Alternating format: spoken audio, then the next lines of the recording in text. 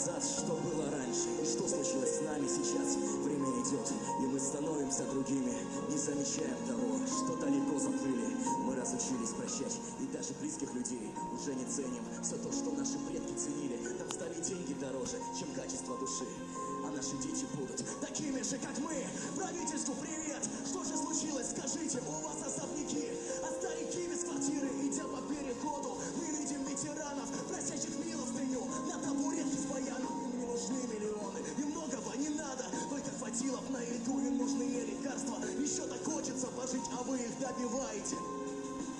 А вы их добиваете, вы что забыли, что эти ветераны когда-то спасли нам жизнь, чтоб жили мы свободно и знали, что эти люди когда-то жертвовали жизнью, а вы забыли, на них уже давно забили.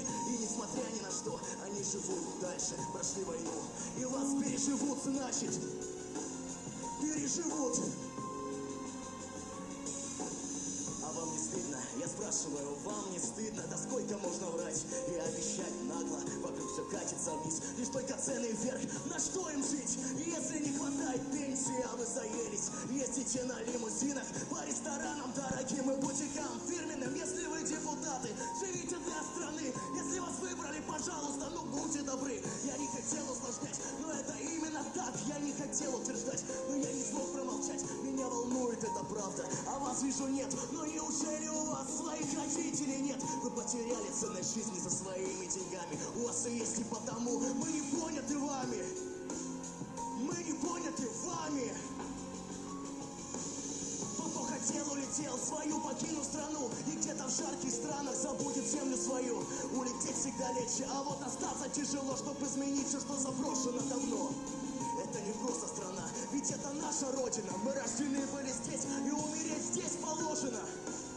Нам умереть здесь положено. Это не просто слова, все это крик моей души. Мне надоело смотреть на судьбы сломанной страны. Мы все смирились, и так уже живем 20 лет, и дальше будем жить, пока не скажем правде нет. Наша страна — это мы не покинем ее. Давайте будем ценить, не забывая про прошлое. Мы будем помнить о прошлом. Это наше единственное, никем не победимое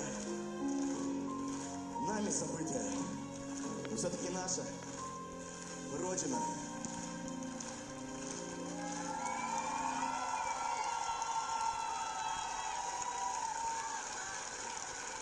Дмитро Масюченко.